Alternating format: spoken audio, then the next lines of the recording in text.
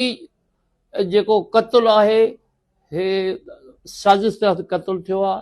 असां इहो था चऊं पुलिस जी इंक्वायरी न करे, जुडिशनल हिन जी इंक्वायरी करे त उहा बहितर थींदी।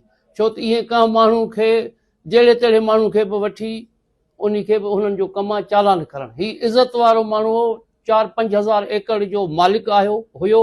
उन खे वठी मूंखे जेको अंदाज़ो आहे त कलाक ॾेढ विहारे हुनखे फुल फ्राई करे छॾियो अथनि। इहा इन जी असां मज़म्मत था कयूं। मां पंहिंजी क़ौम खे जिथे जिथे मुंहिंजी हिंद सिंध जिथे मुंहिंजी क़ौम रहे थी, मां उन्हनि खे इहा अपील कंदुसि त पुरअमन एहतजाज करनि।